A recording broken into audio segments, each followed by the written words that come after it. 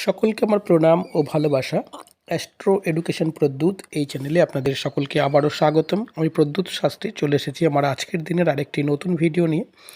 আমি আজকের এই ভিডিওতে আলোচনা করব যে লগ্ন সাপেক্ষে আপনার গুড লাক গ্রহ কোনটি। ইতিপূর্বে আমার পূর্বের ভিডিওতে আমি প্রথম যে 6টি লগ্ন ছিল তার সম্পূর্ণ আলোচনা আমি রেখেছি। তার গুড লাক গ্রহ কোনটি, গুড লাক গ্রহের জন্য তার কী কী করতে হবে এবং সেই গ্রহকে যদি আপনার পজিটিভিটি করতে হয় তার জন্য কী প্রতিকার রয়েছে সম্পূর্ণ আলোচনা করেছি। যদি ভিডিওটা আপনারা দেখতে চান অবশ্যই আমাকে কমেন্ট করবেন, আমি নিশ্চয়ই আপনাদের লিঙ্ক পাঠিয়ে দেবো। প্রয়োজনে হোয়াটসঅ্যাপে আমাকে মেসেজ করতে পারেন, আমি সেখানেও আপনাদের লিঙ্ক পাঠিয়ে দিয়ে আপনাদের দেখার ব্যবস্থা করে দেবো। তো বন্ধুরা, আজকে জানবো পরের যে 6টি লগ্ন আছে সেই 6টি লগ্নের গুড লাক গ্রহ কোনটি। এই 6টি লগ্নের প্রথম লগ্ন হচ্ছে তুলা লগ্ন। তুলা লগ্নের ক্ষেত্রে গুড লাক গ্রহ হচ্ছে শনি। শনি যদি এই লগ্নে পজিটিভ থাকে তাহলে সেই মানুষটির জীবন কিন্তু অবশ্যই সুন্দর এবং সুখে ভরে যাবে।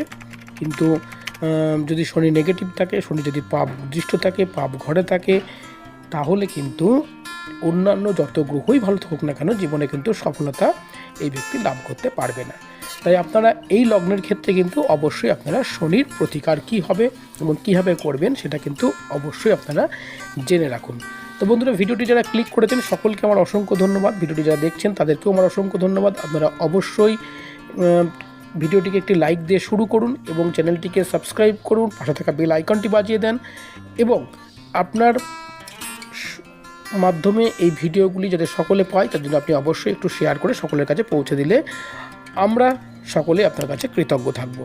তো বন্ধুরা, শনির প্রতিকারের জন্য আপনারা বা শনির পজিটিভিটির জন্য আপনারা কী করবেন, অবশ্যই শনিবারের দিন আপনারা পালন করুন এবং শনিবারের দিন আপনারা পুরো দিন নিরামিষ খান, পারলে আপনারা ফলাহার করে থাকতে পারেন এবং আপনারা সন্ধ্যার সময় স্নান করে শুদ্ধ বস্ত্রে আপনারা শনির মন্ত্র জপ করুন। নিশ্চিত আপনার শনির পজিটিভ হবেই হবে এবং আপনার জীবনে সফলতা আসবেই আসবে। শনির মন্ত্র যারা পেতে চান অবশ্যই আমাকে কমেন্ট করবেন, আমি নিশ্চয়ই আপনাদের শনির মন্ত্র লিখে আপনাদের পাঠিয়ে দেবো। এবারে বলবো যে তুলার পরে বৃশ্চিক লগ্ন। বৃশ্চিক লগ্নের ক্ষেত্রে যেটা গুড লাক গ্রহ সেই গ্রহটি আপনারা কি জেনে নেব। সেই গ্রহটি হচ্ছে চন্দ্র বা চন্দ্রমা বা মুন। এই চন্দ্র যদি ভালো হয় তাহলে কিন্তু এই জীবনে খুব সুখ স্বাচ্ছন্দ্য পরিপূর্ণ থাকে এবং জীবনে সফলতা পায়। এবং যদি চন্দ্র নেগেটিভ হয়, যদি চন্দ্র নিচস্থ থাকে, পাপ গ্রহ চন্দ্রের সঙ্গে যুক্ত থাকে বা পাপ দৃষ্ট হয়, তাহলে কিন্তু পরিবারের মধ্যে নানান সমস্যা হয়, সামঞ্জস্যের সমস্যা হয়, শারীরিক ডিস্টার্ব, তার মধ্যে কিন্তু মানসিকভাবে চরমভাবে বিভ্রান্ত থাকে এবং সেই সঙ্গে কিন্তু চন্দ্রের নেগেটিভিটির কারণে কিন্তু আপনার শিরার সমস্যাও কিন্তু আসতে পারে। এই চন্দ্রকে পজিটিভ করবার জন্য বা ভালো করবার জন্য বা পজিটিভিটি আনবার জন্য আপনারা কি করতে পারেন, আপনারা অবশ্যই শিবকে বা শিব ঠাকুরকে আপনারা জলদান করুন নিয়মিত এবং ওং নমঃ শিবায় এই মন্ত্রটি জলদানের সময় দান করুন। প্রয়োজনে একটি মুক্ত ধারণ করুন, অবশ্যই জ্যোতিষীর পরামর্শ নিয়ে আপনারা ধারণ করবেন। এবারে বলবো ধনু লগ্নের ক্ষেত্রে গুড লাক গ্রহ কোনটি হবে আমরা জেনে নিই। প্রথমে ধনু লগ্নের ক্ষেত্রে গুড লাক গ্রহ হবে রবি। রবি যদি ভালো হয় তাহলে কিন্তু এই ব্যক্তির জীবনের সুখ স্বাচ্ছন্দ্য সফলতা এবং ভাগ্যের উন্নতি সমস্ত কিছু এই ব্যক্তি লাভ করতে পারবে। আর রবি যদি নেগেটিভ হয়, রবি যদি খারাপ হয় তাহলে কিন্তু এই ব্যক্তির জীবন কিন্তু দুর্বিষহ হয়ে উঠবে। ব্যক্তির পিছনে কিন্তু সুখ কী জিনিস কোনো কিছুই কিন্তু থাকবে না এবং ব্যক্তি ছলনাময়ী হয়ে যাবে এবং রাগে বেশি হবে।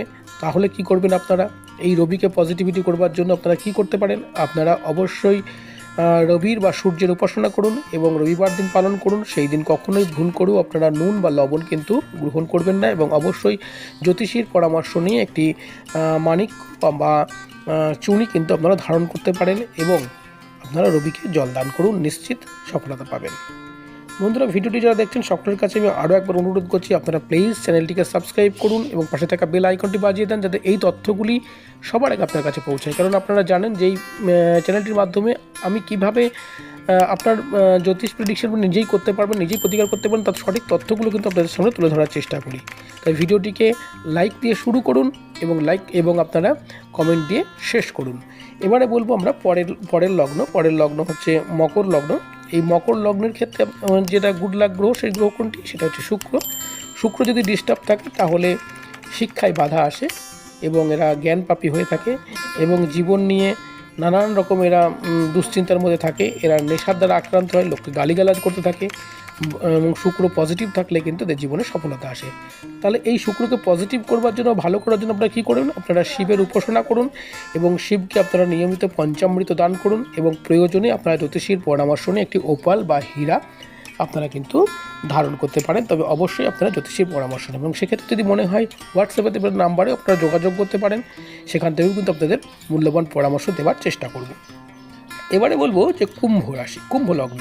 কুম্ভ লগ্নের ক্ষেত্রে কুণ্ডলা গ্রহ একই শুক্র, এবং এই শুক্র যদি ডিস্টার্ব থাকে, শুক্র যদি নেগেটিভ থাকে, শুক্র যদি পাপ দৃশ্য থাকে, তাহলে কিন্তু তার ক্যারিয়ার নিয়ে সমস্যা, তার জীবনে নানা রকম সমস্যা আসবে। এবং ভালো থাকলে কিন্তু তার সমস্ত দিকে কিন্তু সমস্ত রকম উন্নতি, সফলতা এবং জীবনের উন্নতির চরম শিখরে কিন্তু পৌঁছে যাবে।